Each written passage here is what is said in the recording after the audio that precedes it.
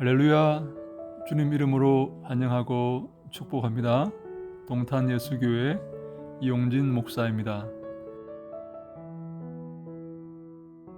하나님의 사랑하심과 은총과 자비가 여러분들의 삶과 가정 위에 늘 함께 하시기를 간절히 소망합니다. 지난 시간에 우리가 하나님과 계약 관계에 있다 하는 것을 생각해 보았습니다. 하나님은 사람을 창조하실 때부터 계약 관계에 들어가신 것입니다. 그래서 우리는 하나님을 주로 혹은 아버지로 섬기고, 하나님은 우리를 백성으로 혹은 자녀로 돌보시고 인도하시는 것입니다.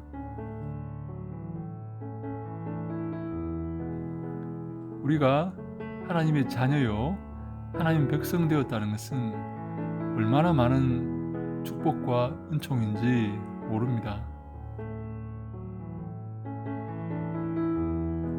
우리는 이 세상에서 어느 누구보다 부유하고 풍족한 삶을 살고 있는 것입니다. 아들이라는 말은, 자녀라는 말은 상속자라는 말이기 때문입니다. 우리가 하나님의 놀라운 그 부유함과 풍성함에 참여하는 자라는 의미이기 때문에 우리들은 주님의 사랑 가운데 풍요로운 삶을 누리고 있는 것입니다. 또한 우리는 형제 자매로 서로 하나가 되어야 합니다. 우리 모두가 하나님의 자녀들이기 때문입니다. 그래서 서로 차별하거나 미워하거나 따돌리는 것이 아니라 주님의 사랑으로 사랑하며 섬기는 그런 관계가 되어야 하는 것이지요. 어떤 사람은 왜 하나님 어머니는 안 되고 아버지만 되느냐, 왜 하나님 아버지로만 부르느냐 라고 말하는 사람이 있는데, 아버지란 개념은 보호의 차원에서, 통치의 차원에서 그 주권을 설명하는 말이기 때문에 어머니를 도외시하는 말이 아니라 어머니를 포함한 그 모든 하나님의 사랑과 주권을 설명하는 말입니다. 그래서 그 아버지라는 말은 어머니와 대립되는 개념이 아닌 것입니다.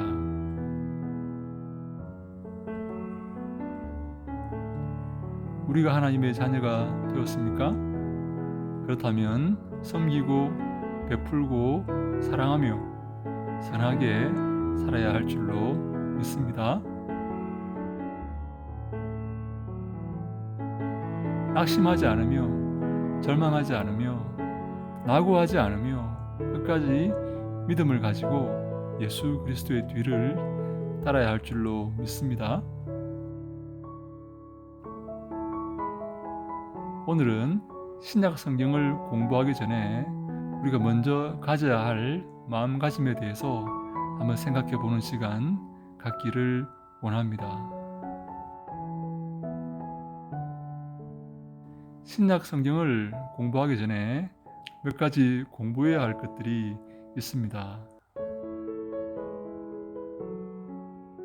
먼저 누구나 다 알고 있듯이 구약을 공부하고 알아야 됩니다.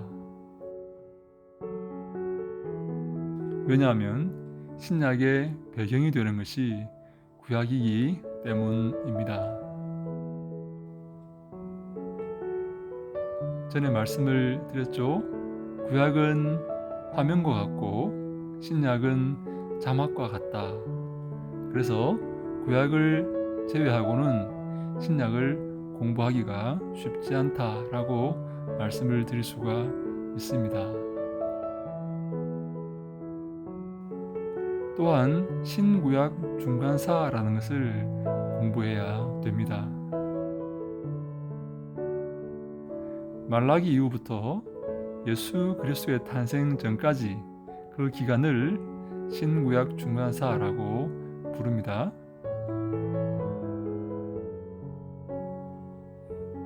그 기간에 어떤 일이 있었는지 공부하는 것이 신약을 이해하는 데 큰 도움이 됩니다. 그리고 한 가지 더 기억할 것은 우리가 영성에 대해서 알아야 한다 하는 사실입니다. 성경은 학문적으로 논리적으로만 공부하고 연구하는 것이 아니라 영적인 작품이기 때문에 영적인 관점에서 접근할 줄 알아야 됩니다. 논리적으로 역사적으로만 접근하면 반드시 실패하게 됩니다. 신학과 성경은 일반 학문이 다루고 있지 않는 다른 것, 즉 영적인 세계를 가르치고 있기 때문입니다. 그리고 마지막으로 기억할 것은 우리가 실천에 대해서 생각해야 됩니다. 하나님의 말씀을 배우고 실천하지 않는다면 그것은 아무 소용이 없는 것입니다. 신학도 마찬가지입니다. 실천이 없는 신학은 죽은 신학이다 라고 말할 수가 있습니다. 신학은 교회를 위한 학문이기 때문입니다. 신학 자체로는 큰 의미가 없습니다. 그러므로 신학을 공부하는 사람들은 설교와 예전 그리고 목회 전반에 대해 반드시 생각하고 있어야 합니다. 특별히 목회자가 될 사람은 말씀을 전하는 자가 될 자이기 때문에 여러 가지 실천적 분야 중에서도 설교를 항상 염두에 두고 신학 공부를 해야 합니다. 구약에서 설교자와 비슷한 역할을 하는 직분을 꼽으라면 예언자나 제사장이 될 것입니다. 구약의 대표적인 예언자라면 엘리야와 예레미야입니다. 신약의 예언에 대한 그림은 많은 부분 이 두 예언자의 그림에서 차용했습니다. 예언자라는 말은 미래에 대한 일을 예언하는 자라기보다 말씀을 맡은 자라는 말입니다. 그들이 물론 미래에 대한 것을 말하기도 하지만 그것이 그들의 주된 임무가 아닙니다. 하나님이 하라고 하신 말씀을 전하는 것이 그들의 첫째 임무였습니다. 비록 죽음이 그들 앞에 기다린다 할지라도 그들은 하나님이 가라고 하시는 곳에 갔고 거기에서 하나님이 명하시는 말씀을 전했습니다. 그것을 위해 헌신한 자들이 바로 예언자들입니다. 그리고 신약을 공부하기 위해 전제되어야 할 것이 한 가지 더 있다면 성경 연구 방법론입니다.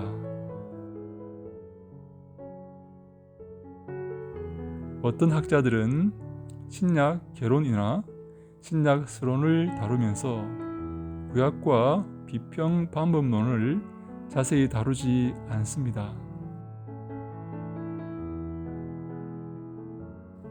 그러나 성경을 주의하기 위해 우리는 본문 비평, 문학 비평, 독자 비평 등의 비평적 방법론들에 대한 기본적인 지식을 갖고 있어야 합니다.